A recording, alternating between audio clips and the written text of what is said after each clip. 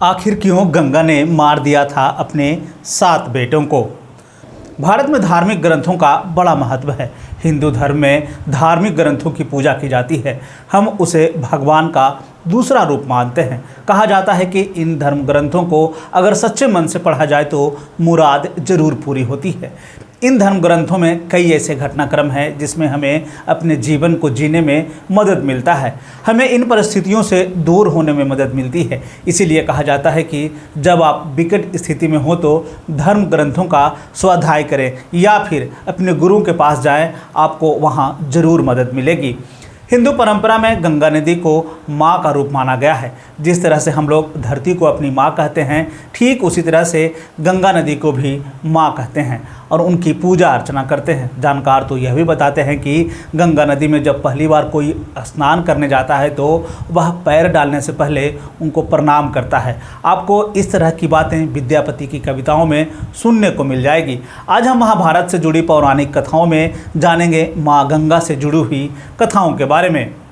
महाभारत में गंगा, राजा प्रतिपदा और शांतनु का कथा का खूब जिक्र होता है, जिसमें श्राप की मुक्ति का जिक्र किया जाता है। इसमें इस बात का भी जिक्र किया जाता है कि स्वर्गलोक में 8 वासु थे जिन्हें श्राप दिया गया था कि वो पृथ्वी पर पैदा होंगे, यानी कि उन्हें मृत्यु लोक में पैदा होने की बात कही गई थी। हालांकि इस कथा में इस बात का भी जिक्र किया गया है कि 8 वासु का उद्धार माँ गंगा अपने पेट से करेगी। तो चलिए इस कथा के बारे में आगे हम जानते हैं विस्तार से।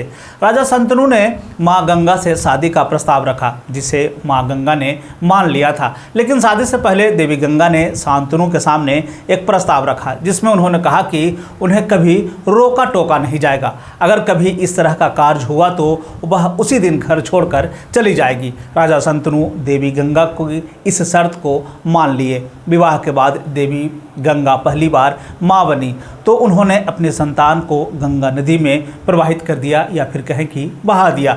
इसके बाद जब भी कभी किसी बच्चे का जन्म होता तो गंगा इसी तरह से गंगा नदी में अपने पुत्रों को बहा देती थी। इसी तरह से उन्होंने 7 पुत्रों को जन्म दिया और सभी को गंगा नदी में प्रवाहित कर दिया। इस दौरान राजा शांतनु शादी के दौरान दिए गए वचन के कारण बंधे हुए थे, जिसमें उन्होंने कभी देवी यानी कि देवी गंगा को इसी बात के लिए रोका टोका नहीं। लेकिन राजा शांतनु का कब तक धैर्य रहता। वे 8वें संतान के जन्म के बाद देवी गंगा को अपने पुत्र को गंगा में प्रवाहित करने जा रही थी तो राजा शांतनु ने रोक दिया। उन्होंने देवी गंगा से पूछा कि आखिर वह हर संतान को नदी में क्यों प्रवाहित कर रही है। देवी गंगा ने सबसे पहले सवाल ही पूछ लिया, आपने वचन तोड़ दिया, अब मुझे आपको छोड़कर जाना होगा। अब ये संतान आपके पास रहेगा और आपसे दूर भी।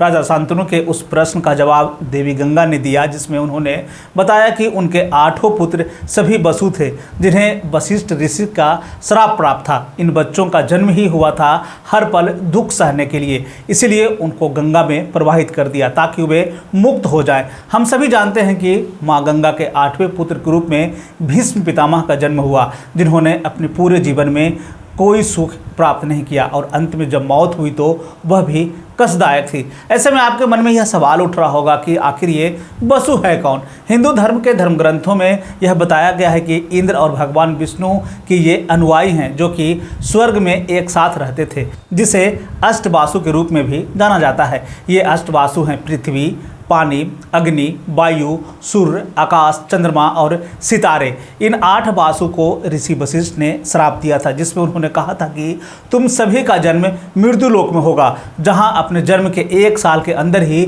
मृत्यु लोक को छोड़ दोगे। हालांकि एक को यह श्राप था कि वह दोबारा इस मृत्यु लोक में जन्म लेगा, जो कि देवी गंगा के 8वें पुत्र के रूप में भीष्म पितामह के रूप में जाना गया।